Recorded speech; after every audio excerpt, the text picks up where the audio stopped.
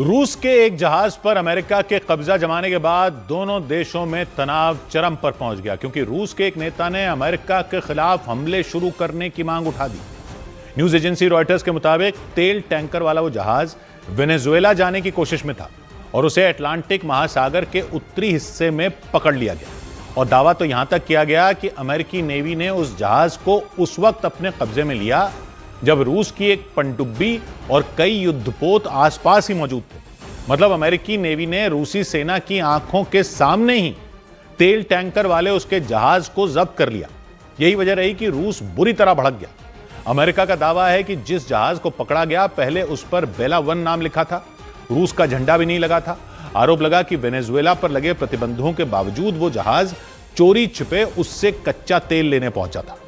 इसलिए अमेरिकी नेवी और कोस्ट गार्ड के जवान तेल टैंकर वाले उस जहाज के पीछे पड़ गए और उन्होंने 2-4 दिन नहीं बल्कि करीब 15 दिन तक समंदर में उस तेल टैंकर का पीछा किया। लेकिन रॉयटर्स के मुताबिक बेला 1 नाम के उस जहाज ने रास्ते में ही अपना रजिस्ट्रेशन रूस में करवा लिया था और नाम बदलकर मारिनेरा कर लिया था। यही नहीं, जब अमेरिकी नेवी उस जहाज के पीछे पड़ी थी उसी समय उस पर रूस का झंडा फहरा दिया गया था, यानी उसे रूस की मान्यता मिल गई थी।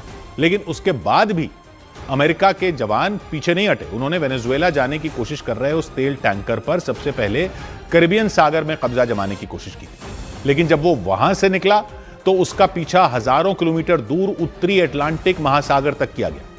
इस दौरान रूस की तरफ से घातक पनडुब्बी के अलावा युद्धपोत भी भेजे गए ताकि रूस में रजिस्ट्रेशन करवा चुके उस तेल टैंकर को सुरक्षा दी जा सके। इतना ही नहीं, रूस ने अमेरिका को चेतावनी भी दी, उसे रूस के झंडे वाले जहाज से दूर रहने की हिदायत दी गई। लेकिन अमेरिकी नेवी और उसके कोस्ट गार्ड के जवानों पर इसका कोई असर नहीं हुआ।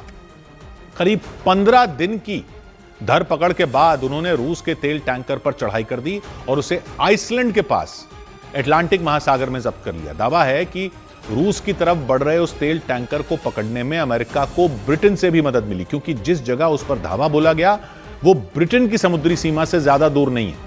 हालांकि रूस के उस जहाज पर कब्जा किए जाने के बाद उसे कहां ले जाया गया इसकी जानकारी सामने नहीं आई। लेकिन अमेरिका की इस कार्रवाई से रूस में गुस्सा भड़क गया। वहां अमेरिका पर पलटवार की मांग उठने लगी और रूस के एक सांसद ने तो अमेरिका के खिलाफ हमले शुरू करने की चेतावनी दे दी। यह चेतावनी एलेक्सी जुरावलोव नाम के सांसद ने दी। उन्होंने आरोप लगाया कि अमेरिका ने रूस के झंडे वाले जहाज पर कब्जा करके अंतर्राष्ट्रीय नियमों का उल्लंघन किया।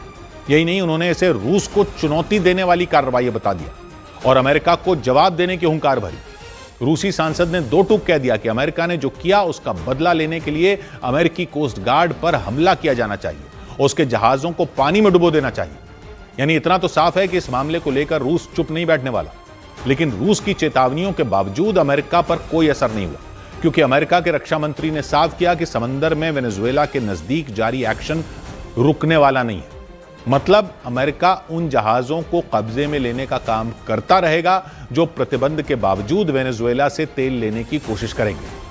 Our military is prepared to continue this. As he said, the president, when he speaks, he means it. He's not messing around. We are an administration of action to advance our interests. अमेरिकी रक्षा मंत्री ने बताया कि रूस के झंडे वाले जहाज को जब्त करने के कुछ ही देर बाद कैरिबियन सागर में भी तेल टैंकर वाले एक जहाज को पकड़ा गया और दावा किया गया कि वो जहाज भी वेनेजुएला से कच्चा तेल लेने पहुंचा था। वेनेजुएला की अर्थव्यवस्था पूरी तरह तेल के निर्यात पर चलती है, क्योंकि वेनेजुएला वो देश है जिसके पास कच्चे तेल का सबसे बड़ा भंडार है। यानी दुनिया में किसी भी देश के पास इतना कच्चा तेल नहीं जितना वेनेजुएला की धरती के नीचे है। लेकिन अमेरिकी घेरेबंदी की वजह से वेनेजुएला का तेल कारोबार लगभग पूरी तरह ठप हो गया, क्योंकि 3 जनवरी की रात अमेरिका की सेना ने अचानक वेनेजुएला पर एयर स्ट्राइक कर दी थी। उसके राष्ट्रपति को जबरदस्ती गिरफ्तार कर लिया था। अमेरिका ने वेनेजुएला के राष्ट्रपति निकोलस मदुरो पर ड्रग्स तस्करी का गिरोह चलाने का आरोप लगाया। उन्हें न्यूयॉर्क की जेल में कैद कर दिया और वहां कोर्ट में उनके खिलाफ मुकदमा शुरू कर दिया गया। लेकिन मामला इतने पर खत्म नहीं हुआ, क्योंकि माना जा रहा है कि वेनेजुएला में मिलिट्री ऑपरेशन चलाने वाला अमेरिका उसके तेल के जखीरे पर भी अपना कंट्रोल चाहता है और उसने इसके संकेत भी दे दिए, क्योंकि वेनेजुएला में की गई बमबारी को 1 हफ्ता भी नहीं बीता था और डोनाल्ड ट्रंप ने ये चौंकाने वाली घोषणा कर दी और ऐलान कर दिया कि वेनेजुएला और अमेरिका के बीच कच्चे तेल का व्यापार बढ़ाया जाएगा और इसी के तहत वेनेजुएला अमेरिका को कई करोड़ बैरल तेल की सप्लाई करेगा। हालांकि वेनेजुएला की अंतरिम सरकार ने इसकी पुष्टि नहीं की, लेकिन ट्रंप के इस दावे ने हर किसी को हैरान कर दिया, क्योंकि कुछ दिन पहले ही अमेरिका के करीब 150 लड़ाकू विमान वेनेजुएला में घुस गए थे और वहां तबाही मचा दी थी। और माना जा रहा है कि इस सैन्य कार्रवाई के बाद अमेरिका ने वेनेजुएला पर कच्चे तेल के समझौते के लिए दबाव बनाया। हालांकि वेनेजुएला की अंतरिम सरकार पहले ही साफ कर चुकी है कि वो अमेरिका के आगे झुकेगी नहीं, लेकिन ट्रंप ने सोशल मीडिया पर पोस्ट करके कच्चे तेल की डील को लेकर कई दावे कर दिए। ट्रंप के मुताबिक अमेरिका को तेल बेचने पर वेनेजुएला को जो भी रकम मिलेगी उसका इस्तेमाल अमेरिका में बनी चीजें खरीदने के लिए किया जाएगा। मतलब वेनेजुएला अमेरिका को कच्चा तेल बेचेगा तो उसके बदले में उसे अमेरिकी सामान खरीदना होगा। हालांकि ट्रंप ने भले ही इस सौदे का ऐलान कर दिया हो, लेकिन वेनेजुएला की तरफ से इस पर कोई प्रतिक्रिया सामने नहीं आई। उधर राजस्थान पुलिस ने फर्जी डिग्री रैकेट का पर्दाफाश करने का दावा किया।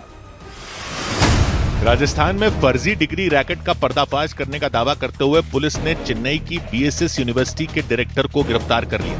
उन पर आरोप लगाया गया कि उन्होंने बिना यूजीसी मान्यता के यूनिवर्सिटी चलाकर फायरमैन, लाइब्रेरियन, पटवारी और नेवी भर्तियों के लिए फर्जी डिग्रियां दी और बदले में छात्रों से मोटी रकम वसूली। दिल्ली पुलिस ने तोडापुर इलाके में बड़े ब्रांड के डुप्लीकेट कपड़े बनाने की एक फैक्ट्री का पर्दाफाश करने का दावा किया। छापेमारी के दौरान पुलिस को उस फैक्ट्री से कई बड़ी ब्रांडेड कंपनियों के नकली कपड़े मिले। पुलिस ने छापेमारी के दौरान राजीव नागपाल नाम के व्यक्ति को गिरफ्तार कर लिया।